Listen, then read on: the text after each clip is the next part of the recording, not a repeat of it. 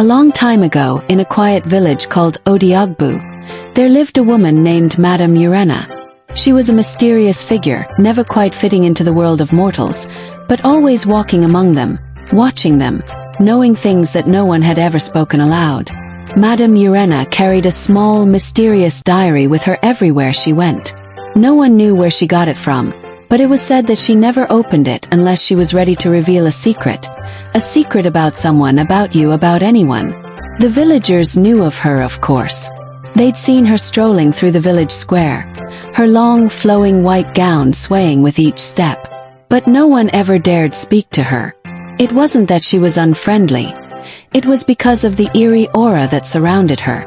She had a way of looking at you, as though she could see deep into your soul. It made people uncomfortable, for in her eyes, they saw the secrets they tried so hard to bury.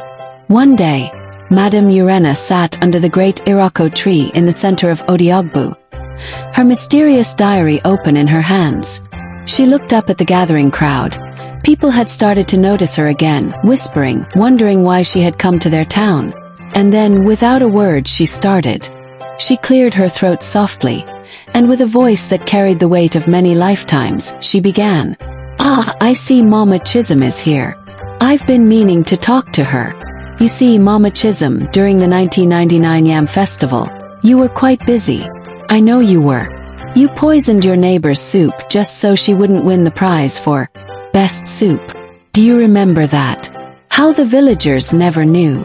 No, they never knew the truth. The silence in the square was so thick you could feel it pressing against your chest.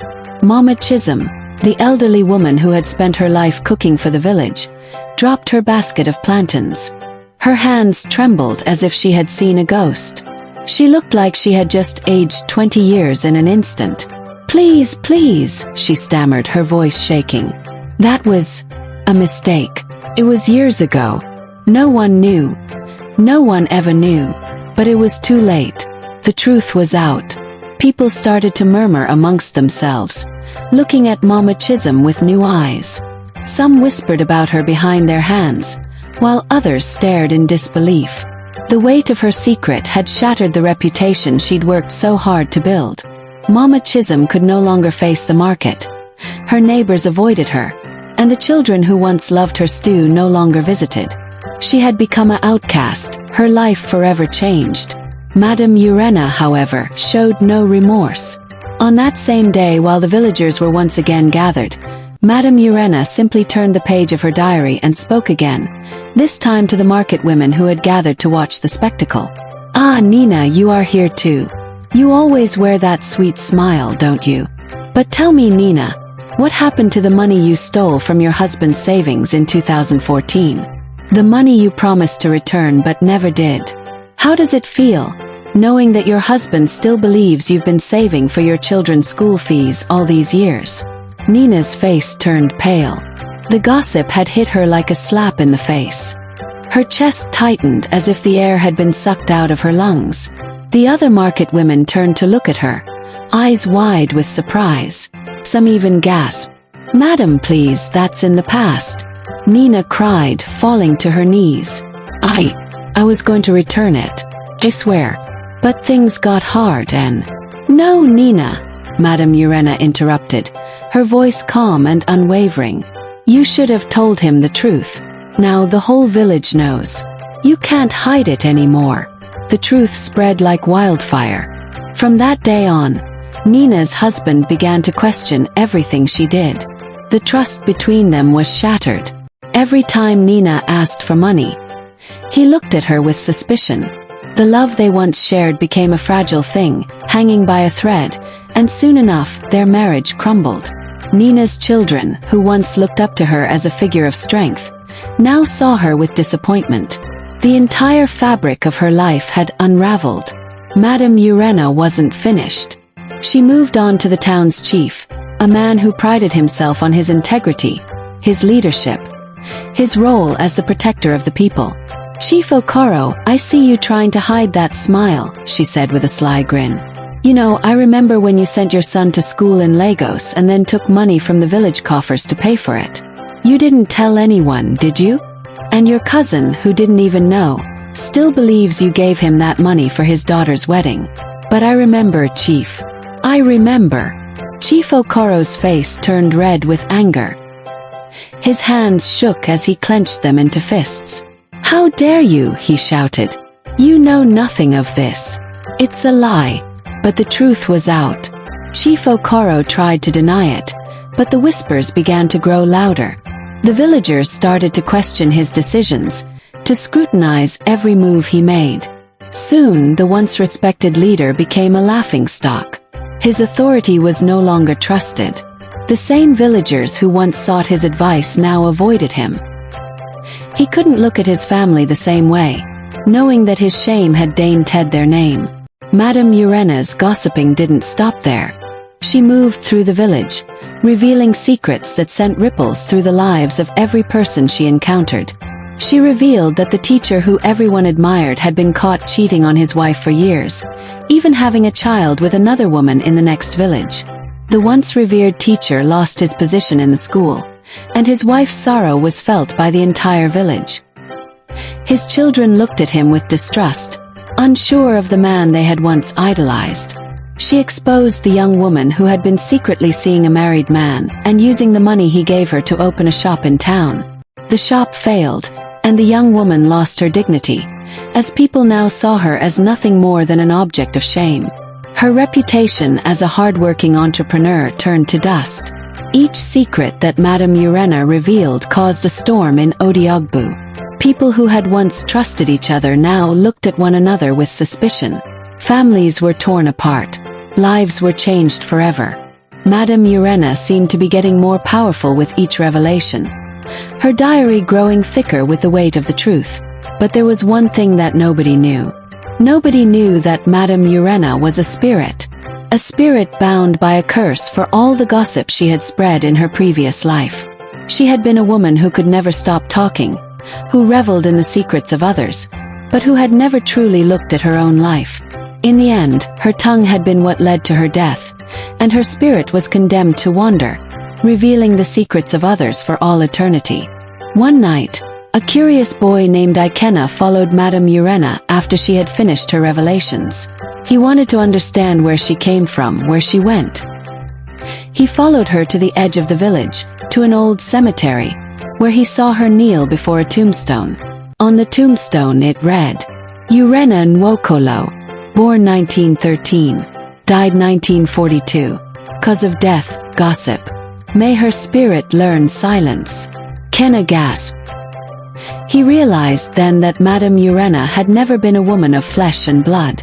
She was a spirit, cursed to reveal the deepest, darkest secrets of everyone she met.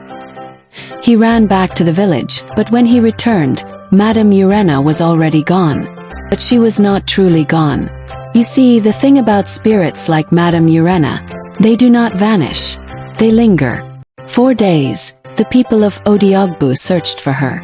They peered behind clay huts, checked under market stalls, even searched the woods and riversides. But not a strand of her long white wrapper could be found. Still no one felt safe. Because in Odiogbu, silence had become louder than thunder. Every villager now feared the mysterious diary. They feared the possibility that their name would be the next to echo under the Iroko tree. They lived in paranoia. Husbands began confessing secrets unprovoked. Wives, trembling, told their sins to priests who didn't know what to do with such confessions. Children whispered apologies to parents, unsure if Madam Urenna had seen what they had done with stolen coins or hidden letters. Even the goats began avoiding the Iroko tree. Then one day, old Papa Ibuka, the village's self-proclaimed philosopher, stood up in the square and said, "My people, let us use sense before this woman destroys us all. You think she's a ghost? Fine. You think she's cursed? Fine. But spirits too get tired. If she's revealing secrets because she carries burden in that mysterious diary, maybe, just maybe, what she needs is peace." Someone asked, "Peace? You want us to pray for the woman who just ruined 10 marriages and exposed our chief?" And Papa Ibuka nodded. "If we don't give her peace, she will give us pieces." The villagers murmured, half in agreement, half in fear. But they knew he was right. So they decided to hold a ceremony. Not to banish her. No, they had already tried that. They wanted to soothe her, to comfort her, to give her the peace she never found in life. And yes, my child, I know what you're thinking. They were doing it not out of love, but because they didn't want their own secrets to be next. Comedic, isn't it? A whole village hosting a funeral for a spirit, just so she wouldn't continue snitching. They called it the ceremony of rest. They slaughtered a goat. They cooked jollof rice and pepper soup. They brought palm wine and kola nut. They gathered under the Iroko tree at dusk, dressed in white, and lit 7 lanterns around a chair they left empty, in case she decided to attend. Then, one by one, they stood up to say kind things about her. Mama Urenna was a great revealer. She had a very sharp tongue. She really helped us remember our wrongdoings. Even the chief, now disgraced, stepped forward and said with a weak smile, "She taught me the value of proper accounting." The crowd laughed nervously. They were trying, you see. Trying to flatter a spirit who had absolutely no patience for lies. When the final offering was placed, a white scarf embroidered with the words, "Rest well, Madam Urenna," as they finished saying those last words, the wind shifted. The lanterns flickered. The air went still. And from the branches of the Iroko tree came a voice, soft as a sigh, clear as a bell. "Peace is not given. Peace is earned." Then silence. The villagers waited, breath held. But nothing more came. No more secrets. No more names. The mysterious diary did not appear. The Iroko tree, once heavy with tension, swayed gently like a grandmother rocking her child to sleep. That night, after the wind carried Madam Urenna's last words, "Peace is not given. Peace is earned," the villagers of Odiogbu went to their homes quietly. There were no drums, no laughter, no market noise the next day.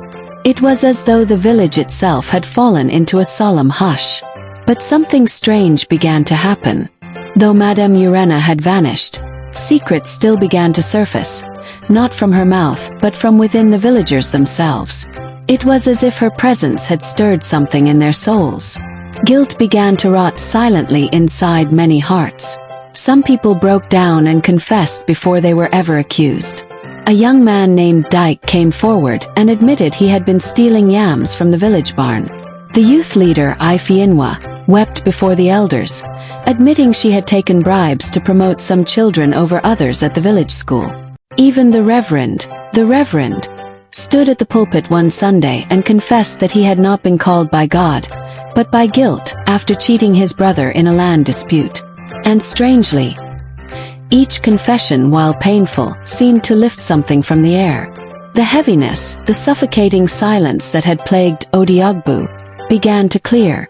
One by one, the people began to rebuild, not just their homes and relationships, but their truths. It wasn't easy. Forgiveness is a hard road. But for the first time in Odiogbu, people were no longer hiding. They were learning that secrets are like termites. They eat from the inside out. Still, one question remained. What of Madam Urenna? Had she truly moved on? Had she finally earned her peace? The answer came on a quiet harmattan morning. Little Ikenna, now older, walked past the Iroko tree where he had once seen her last. Something shimmered at its base. It was the mysterious diary, unopened, clean, polished, and bound shut with a single golden thread. He picked it up carefully. For a moment, he feared it would burn in his hands or whisper someone's name. But it didn't. It was warm and oddly calm. Inside the front cover, written in an elegant, faded handwriting, were 5 simple words. "Thank you for the silence." Below it, a single line more. "My story is now known." Ikenna understood then. Madam Urenna's curse had never just been to reveal secrets. It was that no one had ever truly seen her. She had spent lifetimes knowing everyone but never being known. Her soul had wandered because it was burdened not just by gossip, but by loneliness. But in the end, by remembering her, honoring her, and choosing truth over silence, Odiogbu had freed her. And with that, the mysterious diary began to crumble in Ikenna's hands. not into dust, but into soft brown leaves, which floated into the sky and scattered into the wind like tiny spirits returning home. From that day forward, people in Odiogbu told a different story. Not one of fear, but of transformation. Of a woman cursed by words. And a village healed by truth. And as for the Iroko tree, it still stands in the center of the town. But now, children play beneath it. Lovers meet there. And when the wind rustles its branches, the villagers say it sounds like a whisper. Soft, knowing, but kind. The whisper of a woman who once knew everyone's story. And finally, was known herself. Thank you all for watching. If you enjoyed this beautiful story, please drop a like on the video and leave a comment on your favorite part of the story, moral lessons, and so on your notification bell so that you can get notified anytime a new and interesting video is released. If you believe in second chances, if you believe scars can become symbols of strength, share this story. Let it reach someone who's still fighting their past. Subscribe to my channel, Folktales by Queen Mother, for more real African stories that inspire, transform, and live forever in your heart. Please be rest assured that if you support me by liking, commenting, and subscribing to my channel, you will always stay motivated. It has not been easy getting here, but I really appreciate all of you who always watch my videos to the end. It's a lot of hard work, days of sleepless nights before one of these videos you watch on this channel is produced. I am counting on your support always to take this channel to the top. Thank you once again for your unwavering love and support. God bless you all.